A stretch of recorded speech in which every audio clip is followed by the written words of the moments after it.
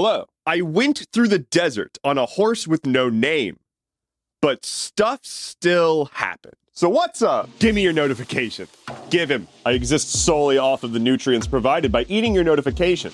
Much like a government. All right, let me step back many steps. All right, so U.S. Senator from Oregon, Ron Wyden, has penned a letter to the U.S. Attorney General saying, hey, we received a tip last year that foreign governments are asking Apple and Google to hand over users' notification data. Apparently, his office received this tip and have spent the past year investigating it. They reached out to Apple and Google, who were like, we can't talk about that. Our hands are tied legally. Basically, whenever an app wants to send you a notification to your phone, they have to ask Apple or Google to do it for them.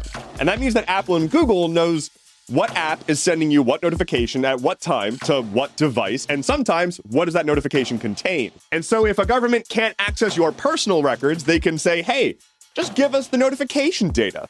That's not user data. And so in theory, Apple and Google are not compelled to tell you about it and can't disclose further information. And so Wyden's letter was like, hey, what can we change that so that they can tell people? Because what the hell? I want to be clear that we don't technically have proof of this, but when asked if they're giving user notification information to foreign governments, Apple and Google, who have some of the most well-paid PR teams in the world, were both like, I feel like the winning answer would be to say, no. You can stop asking everyone now what they think will win Game of the Year, because it's Baldur's Gate 3. Well, at least for the Game Awards, the big one. Baldur's Gate 3 has already been winning a ton of awards, and it just won Game of the Year. There's been a lot of discussion about whether or not it would be Tears of the Kingdom or Baldur's Gate 3 that's going home with the title. Tears of the Kingdom was an incredible game. I don't think anyone's arguing that it's not a feat of wonder, right? But have you met somebody who plays Baldur's Gate 3? It is a lifestyle. I'm gonna read you some stats. I was browsing through my news feeds and I saw a couple of articles from Polygon and Rock Paper Shotgun that compiled a few different stats about Baldur's Gate. 1.3 million players have completed the main campaign. Of them, 1.24 million players were turned into a wheel of cheese at some point. That's just good game design. Shadowheart was by far the most picked love interest. I'm still here for Karlach. And players have played a collective 51,662 years of Baldur's Gate 3. According to historians, if you go that far back in human history, you get like initial European settlement and the first use of needle and thread. I don't know what that stat means.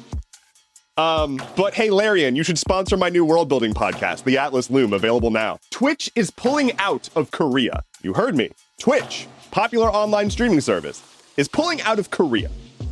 South Korea. South Korea telecoms have a policy called Sending Party Pays, which essentially is like the digital equivalent of paying for last mile delivery services. Since companies like Twitch and YouTube and Netflix send so much data over the wire, the telecom companies are basically saying, look, you gotta pay us to transfer this just massive amount of data. While this kind of makes sense, according to Twitch, the fees in Korea are about 10 times higher than other countries, or at least that's what their marketing department has said. But because of that, Twitch is now pulling out of the country entirely. They are ceasing operation. What does that mean for popular Twitch streamers in Korea?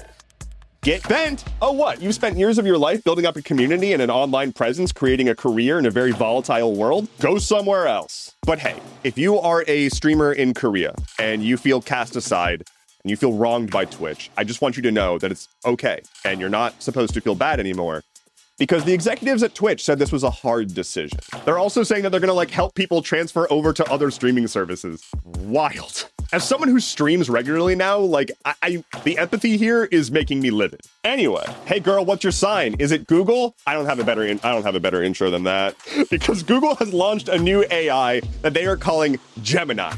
And they're like, hey, it's better than ChatGPT. It's very, very great. Trust us, here's a cool demo. Oops. They faked the demo. Double oops.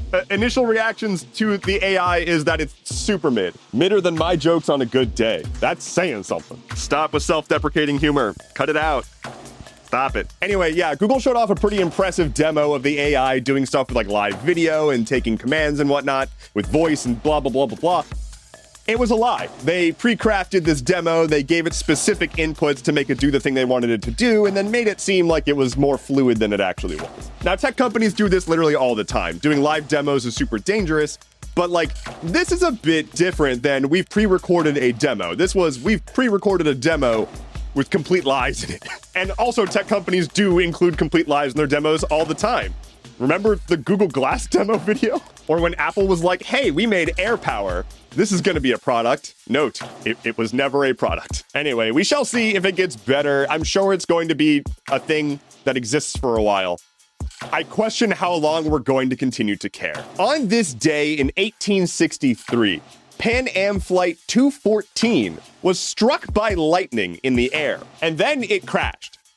Because of the lightning, upon being struck, it destroyed a wing, the fuel caught fire. It didn't go the way that you want a plane to go. And it went down. It crashed so hard that according to the first responder who got there, the engines were buried 10 to 15 feet into the ground from the force of the impact. The details only get more gruesome, and I'm going to avoid talking about that because, oh boy. But suffice to say, I don't think anybody suffered. Lightning round. Another person has died after drinking Panera's charged lemonade. He had 3 of them and collapsed while he was walking home. This is the second person that I've talked about, even just on this show, who has died from drinking a Panera drink. Oxford University Press has listed Riz as the word of the year. And what's hilarious here is that there's an article I saw that was like, what is Riz and should you be scared of it? A woman who threw her burrito bowl at a Chipotle employee and was charged with assault has been sentenced to 2 months of working in a fast food restaurant. That lies somewhere between hilarity and a horrifying commentary on the current state of service workers in America. Music streaming service Tidal is laying off 10% of their employees, about 40 people. It's part of a larger consolidation from parent company Block. I always forget about that. I also forget about Tidal. It was announced last night that Palia, the cozy game MMO, is coming to Nintendo Switch on December 14th for free, which is rad. I'm not sponsored. They should sponsor me. But also, I played a lot of my stream. Come say hello. And finally, for today, it must be a day that ends in Y because Google is shutting down a service. They are shutting down Google Podcasts and moving it to YouTube Music. And as somebody who manages podcasts, I'm deeply confused. Thank you so much for listening to today's episode of Stuff Keeps Happening. Head to stuffkeepshappening.online for sources, bonus content, and just the secret code to it all. My name is Endeavorance. A quick programming note. I'm going to be testing out a new schedule, doing Stuff Keeps Happening twice a week on Mondays and Thursdays. I'm expecting slightly longer episodes, and we'll see. Hopefully pretty decent quality still. But, you know, it's just an experiment. We'll see. We'll see. Regardless, my name is Endeavorance. I'll be back on Monday. Take care and be well.